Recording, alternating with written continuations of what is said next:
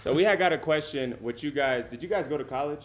I did not. Did you go? I dropped out like 2 weeks in. So somebody had asked, and I think Waste a time. lot of my viewers are younger. They're in high school or just in that 18, 19-year-old age. They said they got parents pressuring them hard to go to school. Did y'all experience that? You're gonna have people pressuring you for your entire life to have you do shit that you don't want to do. Your parents are gonna pressure you till the day that they die or the day you die. You marry a girl, you marry a dude, that person's gonna be pushing you to do whatever they want you to do. You have a boss, they're gonna be pushing you. You run a big company with massive employee base, or running with the SEC, or you want to go public, dude, there's always people on your ass that want to impose their will upon you. Don't let them. Yeah, I would say just to keep it really simple, you shouldn't take advice, any specific relative advice from anyone that is not where you want to be in that relative term. So if your parents are happily married, take advice on marriage or relationships from them. But if they are not where they should or where you want to be with money, then just politely disregard their money advice. Yep. You know, and vice versa, or flip it however you want. You should only learn from people on relative specific topics to whatever you're trying to achieve in your life. And your ability to persuade your parents is your ability to sell them on your vision. Yeah. Right? And if you can't sell your parents Good luck you, selling anybody else. who are you gonna sell, my G? I want to add on to this, but somebody asked Luke directly if they can request permission to translate your clips to Spanish. If you can remember that name, somehow y'all get in touch, or if not, yeah. Maybe empezamos a hacer contenido en español whereby they don't have to use translation. There you go. I'll text you a picture. There you go. See, look, that's what real friends are for. That's what I'm talking about. So yeah, on that last Value, topic, bro. I had my mom and I had my family pushing me to go as well. And the way that I convinced them that it wasn't worth it was I proved what I was capable of doing. Exactly. And I showed my mom, hey, look, I'm making Actions. $100 a day. She's like, damn, $100 a day? That's crazy. Actions. And then she was like, okay, if you want to drop out, go ahead. Yep. And then things started to take off from there. So prove yourself. Prove it to yourself. Let's see. A lot of people ask these generic questions like, is this a good business to start? Should I start this business? Just start Wrong something. questions. You're It's all the asking. wrong question. If your question has the best in it and you haven't made any money, it's the wrong question. You just have to start. The Okay, best. well- Don't worry about the best. Yes, I For you completely guys, agree. because everyone here has done well with dropshipping, did you guys, like, was that your first thing? Or did you guys try other stuff? No, prior to it? I started in the social media marketing space I would say 9 months before, 7 months before I started drop shipping. But I didn't like big client bases, whether it was people paying me on retainer or it was companies, because I felt like when I was running a service-based business where it was simple because it cost no money, you still feel like a slave with golden chains, Yep. right? Yeah, Because, especially with clients. yeah, dude. So I got rid of that really fast because bro, if you got clients that can call you up and scold you at 3 a.m, you ain't no boss. Yeah. It's true. So I'm not trying to do that. If that's your way of making money, please, so be it. But I'm not trying to do things that compromise my peace of mind and where I have to I be agree. held accountable to. Yep. to We had customers. got a donation from Jennifer. She said, you guys speak about being a man and all these life lessons about men, but what is your opinion on women, and should they do the same, or do they have a different role in society or the future of it? Sebastian, you've been I was talking gonna about the women a lot online, and I think you got some good insight here. Yeah, I mean, oh, dude, there's a lot to unpack. So is the question like, what should a woman do? Like, What she was asking is, how do you become a high value girl? what she was Leave it up, asking leave it up. is, what is your opinion on women? That's not the I question. love women. Yeah, great. should they do the same, or do they have a different role in society? In the I think sense of, that's like, the question. Of all the life lessons that we're teaching, I don't think they're mutually exclusive to men, right? Yeah. And I think that we address men because it's Most of our audience, are men. Yeah. it's Yes. most of our audience, and we have experience. But I think, I mean, if you want to be a high value girl, I think girls are interested in men's future, and I think guys are interested in girls' past. And I think high value men, because we have so many options, we get our pick, and we just want a good girl that doesn't give us a bunch of attitude, that makes our life a little bit more peaceful, that doesn't have a crazy history that we have to deal with. And ultimately, like, for high value men, like, we're gonna go out there and we're gonna chase it, and our lives are really stressful, and there's always shit going on, there's always fires to put out. Like, we're basically professional firefighters. Yeah. And so there's always chaos in our head, and if you could be a girl that brings peace into our life and just like grounds us and brings us back to earth and just brings peace into the home, that you'll be the most high value girl. So by doing that, by not having attitude, by not nagging all the time, by just being a kind and genuine energy in the home, and just, I think that's what you should do. Just protect your past, take care of yourself, and just be a kind soul. Yeah, the only thing I'll add to that too is like lately there's a lot of hate on like women that want to be entrepreneurs and like start their own businesses. Like, Is it hate? I see it, yes. Okay, I see it. Describe hate. I think especially with a lot of this conversation from some of the red pill community, it makes men bash women that want to go out there and chase a career. They say, I want you to break this thought down. I think this is an interesting They say, topic. women should stay home. Women should only be there to support her man. And I think that there's some value in that. But you shouldn't tell a woman that that's the only thing that she's able to do. For sure. My own mother is an entrepreneur, and she's a badass. Like, she works super hard. Agreed. She's working every single week, like many, many hours a week. I've seen this time and time again that women are some of the smartest, most successful entrepreneurs out there. Is every single woman going to do that? No. But can it be done? Absolutely. So I don't think it's fair to box in anybody into that, you know? For sure. But what I would say is that those are anomalies. They're not the status quo. And and I don't know, I'm not saying the status quo is right or wrong, bro, but what I'm saying is I've traveled to 50 countries, right? I know how the world works. I've seen things that most people will never see. And there's different dynamics in the family unit, in the family relationship, that the power of a woman really lies in her ability to nurture whatever she wants to nurture, right? Yeah.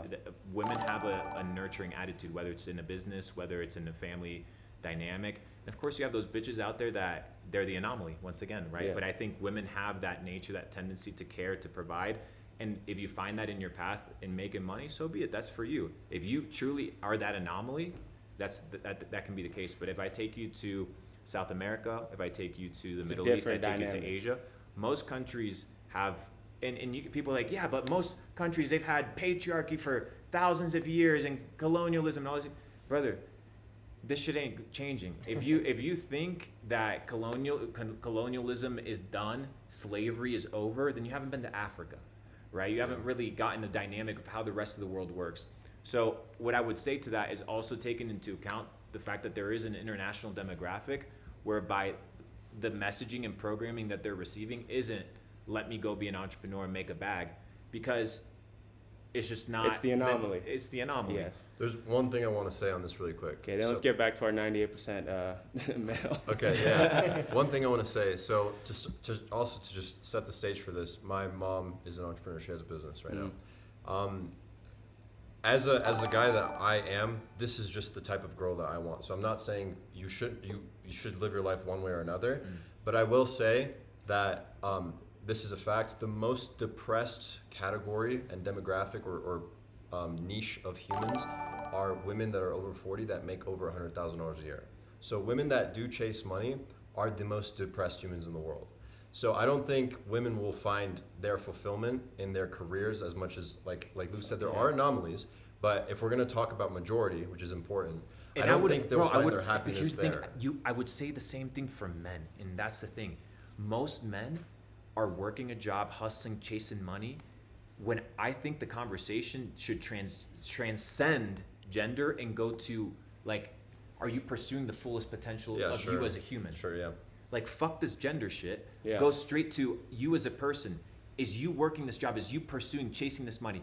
Is it solving whatever it is that you're actually pursuing deep down? Yeah, Is that the void? Because here's the thing, what happens? People get told, they get lied to. They told, hey, you do 40 years of this career, you get your 401k, you get your pension, and you will be good. And then they hit that. You're free. And then they realize, I got fucked. I got lied to. Yeah. So you have to make sure that the dream that you're being sold, that at the end of that dream, it's actually a dream and not a nightmare. Yeah. So you have to be extremely careful. This transcends gender. In my opinion, it goes to who you are as an individual, because I see so many dudes getting caught up chasing the bag, and they're dumb motherfuckers that don't know half of what they should and aren't operating the way that they should and are unhappy. That's real shit. That's the name of the game. Yeah. We got a question here from Rafis. He said, I just started my business and I've noticed I'm feeling more lonely, especially when no one understands me. What's the best way to deal with the loneliness? I think it's just part of the journey. I felt lonely, like I'm sure you guys have, right? You got to get comfortable with your alone. Solitude is good. You have to be comfortable with that. There's a difference between being alone and being lonely. Yeah, that's true. I am very happy when I am alone. Same. because I'm not lonely. I am with me, and I think the encouragement there's to develop substance, whereby your substance allows you to enjoy your own presence. Yep. I And feel if like you it, can it enjoy, stems from like a lack of self-respect and self-love. yeah, and all of that comes with I talk about it often, making sure that your daily wins compound to you respecting you as a person. Yeah. And I tweeted about it. I said, your physical condition is a physical representation. Your body's a physical representation of the self-respect that you have. Yeah. And it's just an example, right? So I think that if people kind of shift their perspective completely, I think there needs to be a big shift in the entrepreneurial space on perspective, how people are perceiving moving forward, what winning is. But yeah. Yeah, loneliness is one of those things that you're going to feel along the journey, but you need to learn to be comfortable on your own. Yep. And we've all struggled with that at one point in time, but when you get to that point where you can enjoy your own company, I feel like it's when you can truly be free. When you're proud of yourself, like you'll be okay in your own company, I feel like. Or at the bare minimum, you know that you're putting your best foot forward. You might not have accomplished everything to the point where you're like, oh, I'm proud of what I've done, but you know, okay, I'm moving in the right If you're direction. doing your best, yeah. Even when I Usually was if you're poor, doing I your was best, like- you don't even like think of being lonely because you're so busy, working out, eating clean, and working on your business that like I don't even process like, oh, I'm lonely, I don't have anyone. It's like Yeah. I have goals that I'm trying to achieve. You're and so hunting. It's not even, yeah, exactly. It's not even a It's thought. not important. Yeah. They say no one understands you, but like the last thing I'll say about that is you can find communities online, and it's like one of the best parts of today, like Discord That's communities, how we've all met, bro. Capital Club, these different places where you can meet people that definitely gonna understand you. Like I Yeah. understand these guys understand me because we've been through a lot of the same struggles, and we met all through the internet. So it's like you need to be involved in these internet communities. If you really feel like nobody in your little tiny town in Arkansas understands you, that's gonna help you a lot. Arkansas. Shout out Arkansas. Shout out Arkansas. Shout by out the way. Arkansas. Yeah. As a 14-year-old, which books do you recommend I should read? Shout out to wanting to even read at 14 instead of scrolling TikTok like a bot all day. What would you say? I got one, but I would say, honestly, at 14, you should read this book called Unscripted by MJ DeMarco. That's like the first book that kind of like broke me out of understanding that I don't need to work a job. It kind of gave me a roadmap of what it takes to start your own business. It helped me realize like what's really possible in the world. Now, at that time, there weren't as many YouTube channels like there are right now, so thankfully we have these resources. But that book was huge for me. And of course, you could dig deeper into the Bible as well if you want to learn more about the truth of society and how to actually be a better man, better human. But that would be the two that I would recommend.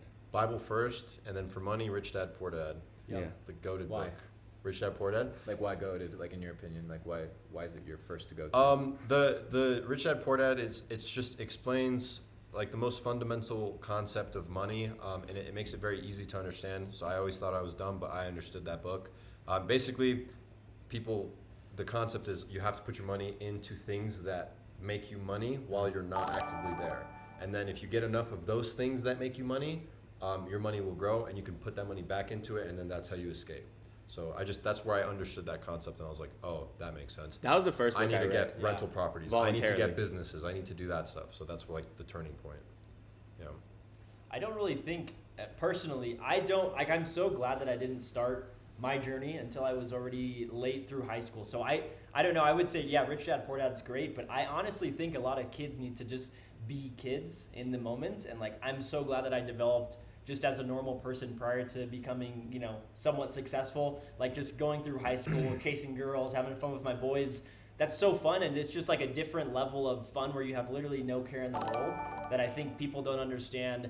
When you get to our position, there's just constantly so much stuff, and it's not like we don't enjoy it, but it's just like, maybe delay it a little bit and just enjoy your youth, because it gets a little bit hectic in your 20s. Or just don't let it take over most of like your life. Yeah. Like don't make your entire life Like about you being a business 14 guy. and not making 10 grand a month, like you're not unsuccessful, right? That's Yeah. fine. That's Like cool. Just in go the play.